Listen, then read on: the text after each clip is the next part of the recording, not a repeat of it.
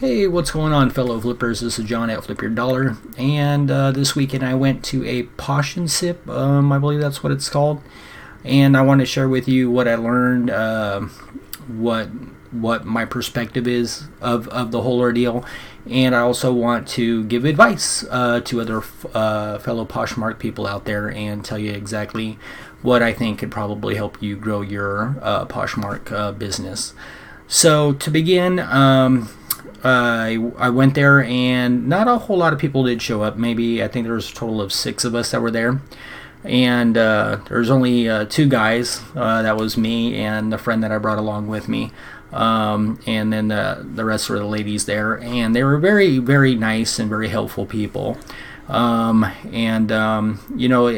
very neat to see the different ideas and way people run their things, and how you bounce ideas off of each other and learn new stuff.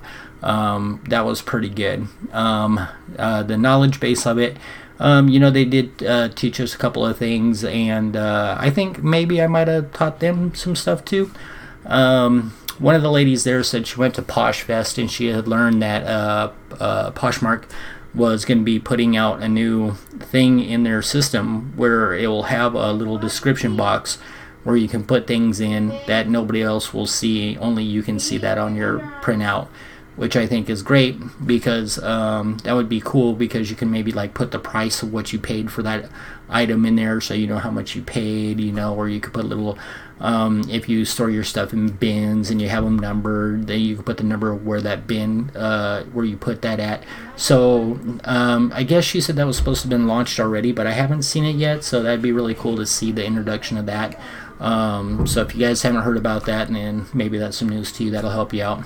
But mostly I'd like to share what I feel I can give back to the community as far as things that might help you guys, because I had a lot of questions and everybody else had a lot of questions too, and this is what I heard, and this is how I think I can help. So I asked everybody there how many listings they had, and you had my buddy who, he only had 10 listings because he's just getting into it, all the way up to, I think somebody had 500 listings, and which is really good and stuff like that. But when I start listening to the gurus and stuff like that about like how many listings, like stay-at-home mom and stuff like that, they said that an ideal perfect number would probably be like in the 1,000 range. And I know that's a lot for a lot of people, but you got to figure the more items you have, the more turnover you're going to get. It just makes sense. I see people go into, Poshmark, eBay, stuff like that, and they throw 5 things up there and they expect the whole world, for that to sell right away and all that stuff, but that's just not the way it is. The more product you have, the better off you are to sell it. The other thing, the surprising thing that I think will really help out a lot is I asked everybody there how they source their stuff, and everybody had the same answer: the bins. And thrift stores. I think 1 or 2 might have said that, but I want to throw in there's a whole lot more than the bins and the thrift store guys, and let me tell you why. So I met my buddy there I think the thing started at 10 o'clock, and I met my buddy at 8 o'clock. I was running late, so I got there at 8 at 10. And we did that so we can go hit a couple yard sales before we get there.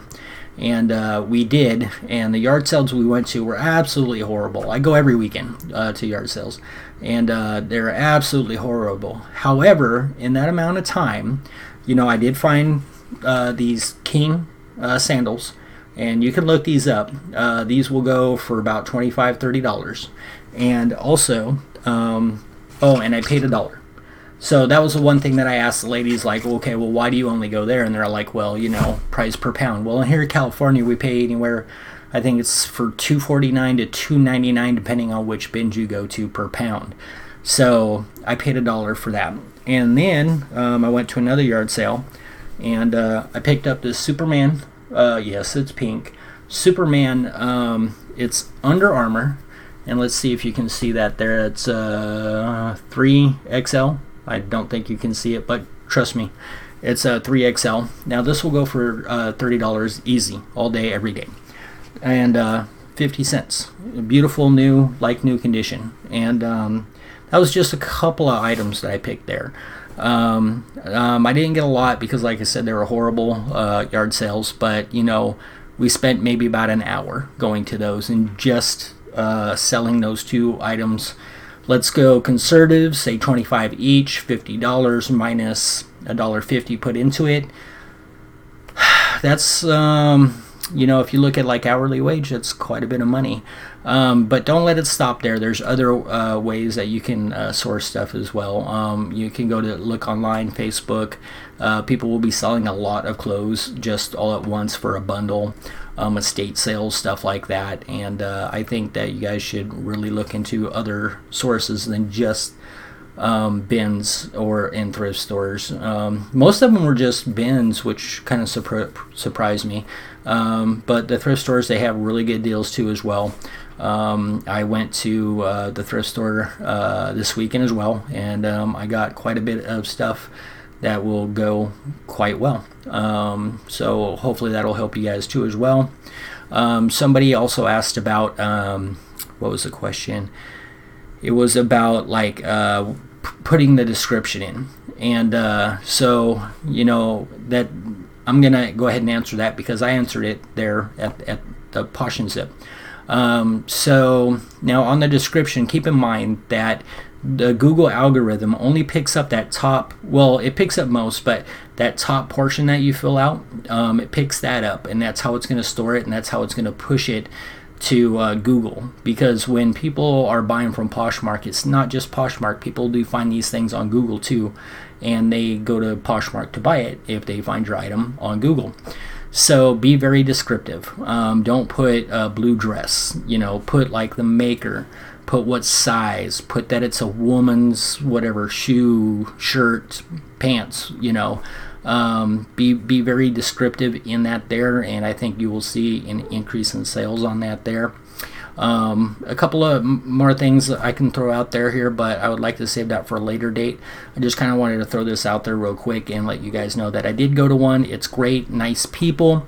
The best thing I can take away from it is networking, because if you can meet some people that you can become friends with, and there's stuff that you don't know about, like I don't know about vintage stuff and Prada and stuff like that, and I think I have a Prada purse that somebody's trying to help me with, and she's trying to help to identify that it's a real purse or whatnot. I really think it is, but I feel weird selling it not knowing that it's 100% legit.